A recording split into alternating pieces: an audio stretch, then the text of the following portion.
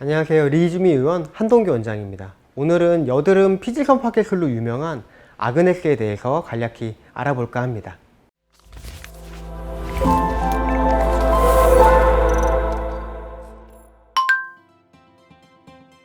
피지선을 엄밀히 말하면 이제 파괴하는 건 아니지만 그 피지선의 활동을 많이 줄여주는 시술입니다.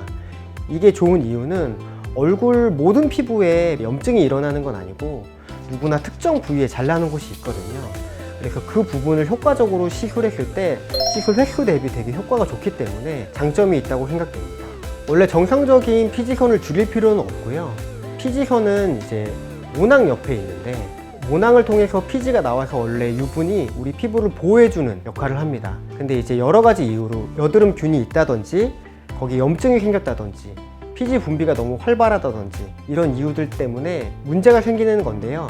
이 특정 부분만 시술을 해서 치료 효과를 좋게 하는 겁니다. 아그네스 시술은 시술을 엄청 많이 하지 않아도 된다는 겁니다. 예전에는 여드름 치료를 10회, 20회, 30회 이렇게 했었는데요.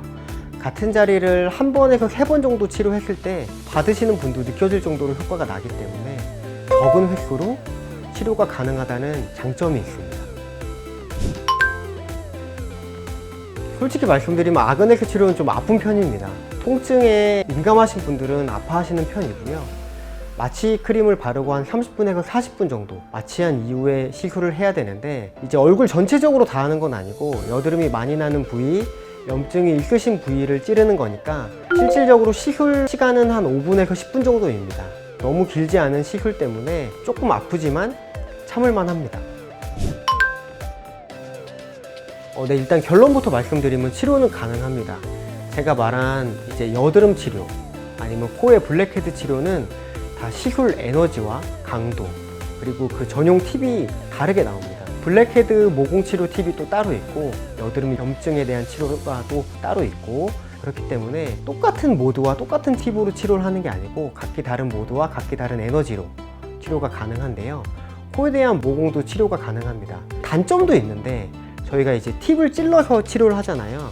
그래서 한 달 정도는 모공이 조금 더 넓어 보이는 단점이 있는데 2달 정도 지났을 때는 더 좁아 보이게 이미 느껴지십니다. 일단 블랙헤드 자체를 저희가 없애도 이제 공기 중에 산화돼서 까맣게 되는 거기 때문에 계속 생깁니다. 근본적인 원인인 피지 분비와 모공 크기를 줄이지 않으면 블랙헤드는 치료를 할 수가 없거든요.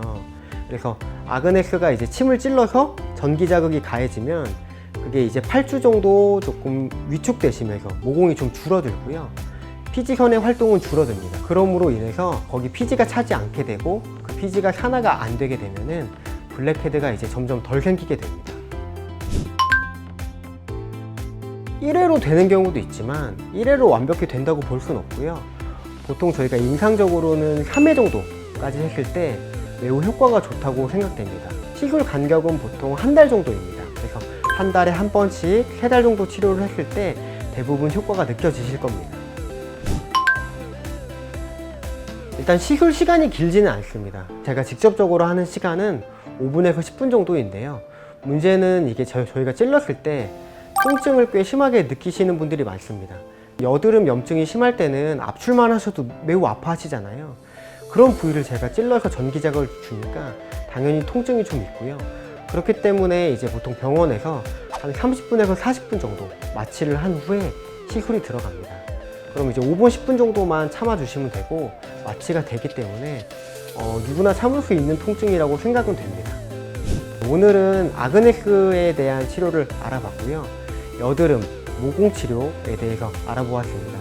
저희가 피지선을 줄였을 때 효과적으로 여드름 치료를 할 수 있기 때문에 여드름으로 엄청 고민이신 분들은 한 달에 한 번씩 3회 정도만이라도 일단 아그네스로 치료를 해보는 걸 추천드립니다.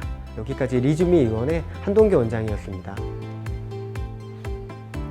구독과 좋아요 눌러주세요.